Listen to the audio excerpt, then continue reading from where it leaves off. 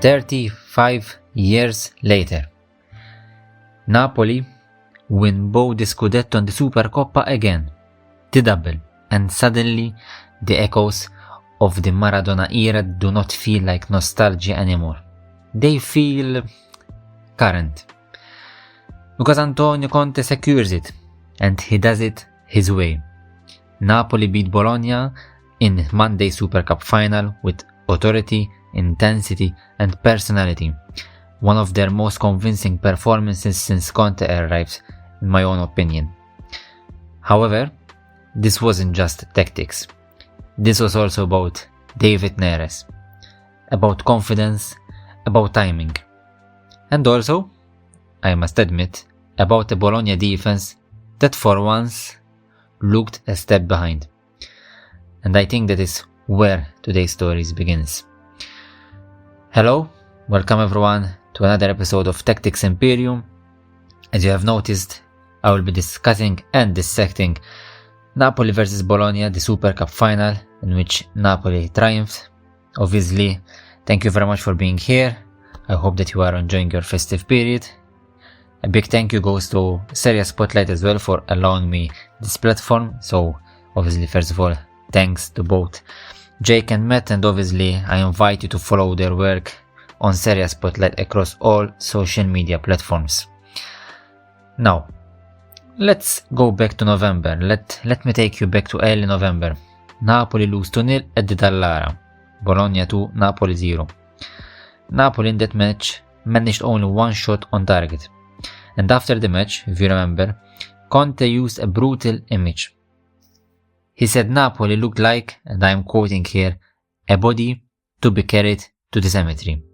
Then, the drama. He takes a week off, and at the time, it felt like the beginning of the end, especially knowing Antonio Conte.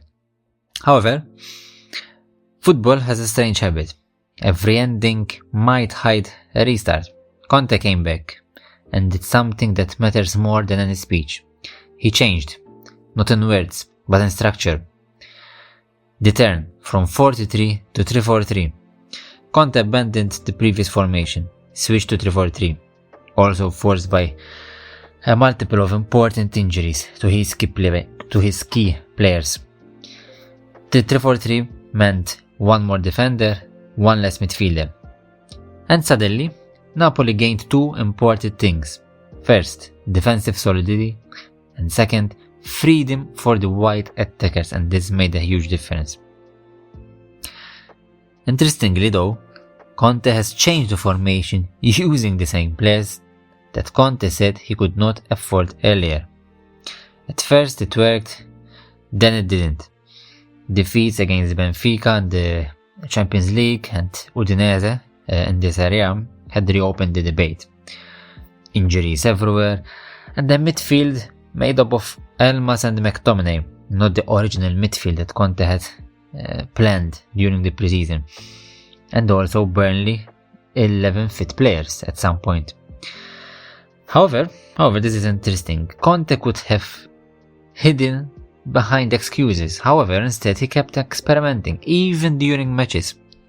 In fact, for example, against Benfica and Udinese, the two aforementioned defeats, Napoli had morphed mid-game into something closer to a 4-2-1, with Neres drifting inside. At the time it looked desperate, but now, in hindsight, it might have been preparation.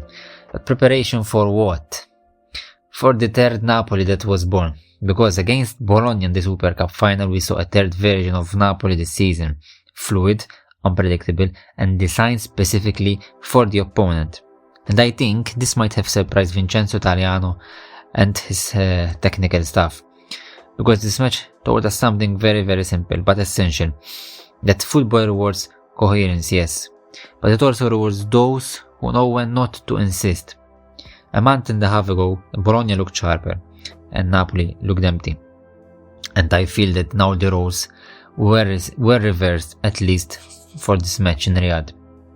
Because Bologna struggled with Napoli's central receptions, especially from Højlund and Neres, the two players that were pretty much fundamental during this short Super Cup tournament in Saudi Arabia. Napoli's defensive work I think it deserves plenty of attention without going into textbooks. So, when Bologna built up from the back, Napoli didn't just sit back. They stepped up forward aggressively. High press. Lobotka in midfield, direct Odegaard, Juan Jesus followed Bobega deep into midfield, breaking the defensive line. And that takes courage. And when Bologna escaped the press, Napoli dropped into a 5-4-1, closing down the wings, exactly what Italiano's teams love most. Politano dropped into the backline, Neres widened. Also, when in possession, Napoli had a plan with the ball. But they also had a plan without the ball. This was impressive by Conte and his technical staff because they had thought of everything. Of the off-ball situations and on-ball situations. Now, let's be honest. I might be speaking about tactics, but the difference was made also by individual quality. David Neres, Rasmus Højlund. Elmas drifting inside, Politano holding with, and even McTominay arriving late in the box. Too many players from Napoli for Bologna to track. And also, if you remember, 4 minutes before the opener, there was a vertical combination: Lobotka, McTominay, Neres, Højlund, and Neres. Spinazzola attacks the central gap, and only a miracle from Ravaglia prevents the goal. However, the goal arrives moments later. A beautiful curling shot from Neres from distance. Bologna's defense, I feel, is passive, maybe tired, maybe unsure, and only Cambiaghi steps out to defend Neres in that throw-in situation, but on a night like that, Neres would have beaten Cambiaghi 10 out of 10. He was so informed, he was so sharp, he was so inspired. And as Allegri would say, and I'm quoting, a lack of danger perception. But you cannot live in constant LR mode either. Now, after going behind, Bologna tried to react, as you might expect. Orsolini beats Juan Jesus, crosses, Ferguson heads it, and that's Bologna at their best. But at the same time, it's predictable as well. Always outside, always the same pattern. And Napoli instead had variety, which I feel made a difference in this final. Past the hour mark, 4 minutes later, Neres and Højlund create a chance on their own, in transition. If Højlund completes that one too, it's a goal of the season contender, it's my opinion. That's his limit for now, however, I feel. The final touch. He has improved a lot under Antonio Conte. I feel that he's using his physique in a more positive way. He's being more of a threat in the final third. But I think the final touch might be his limit for now. But without him, Napoli do not create that space. So obviously he's important in those runs into space behind the defensive line. In the meantime, I want you to remember about an expression that Conte once said, because once he complained about having too many heads in the dressing room. And I feel now he's enjoying that technical abundance, having now Lukaku starting on the bench, and the system theoretically excludes two midfielders he worked so hard to fit together. So it's a bit of a paradox. And now obviously there is David Neres, because when he arrived in Italy there were two possibilities, laid down on him. Serie A would slow him down or he would dance through it. But there was a third question too. Would Napoli change Neres, or would Neres change Napoli? And 18 months later, against Bologna, we might finally have the answer. This felt like Napoli shaped around David Neres. So to wrap up this episode, let me ask you this. Is this Conte's most adaptable team ever? And is this the moment Napoli stop being Conte's Napoli and become their own? So my final takeaways from this episode.